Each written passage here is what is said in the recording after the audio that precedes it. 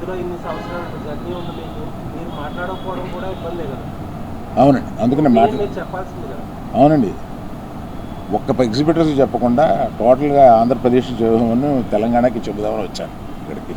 ఈ సమస్య అయిపోయాక వచ్చారు మీరు. లేదు అవలా. ముందు చెప్పాలి కదా.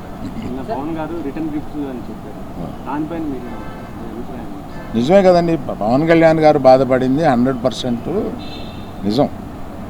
ఆయన సినిమా వస్తుంటే మేము థియేటర్ మూసేస్తాం అని అంటే ఆయన బెదిరిస్తున్నారా ఏంటి? అంటే నిన్న వాళ్ళు చెప్పడం ఏంటంటే మేము ఎప్పుడు ఎక్కడ కూడా అఫీషియల్గా థియేటర్స్ని మేము మూసేస్తున్నామని ఎవరు అఫీషియల్ నోట్ రిలీజ్ చేయలేదు. ఇది కేవలం ప్రచారం జరిగింది, దీనికే విచారణలో అని వాళ్ళు చెప్పడం జరుగుతుందని కూడా అన్నారు.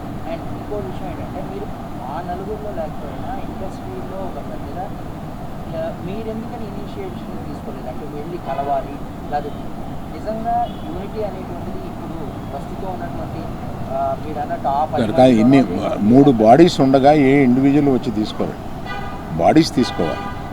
నేను కూడా వీటిలో యాక్టివ్గా లేను, కానీ నా సపోర్ట్ ఎక్కువ నాకు ఉంటుంది. ఏదైనా సమస్య వచ్చినప్పుడు నేను వెళ్తూ ఉంటాను, సపోర్టు నన్ను అడుగుతూ ఉంటారు.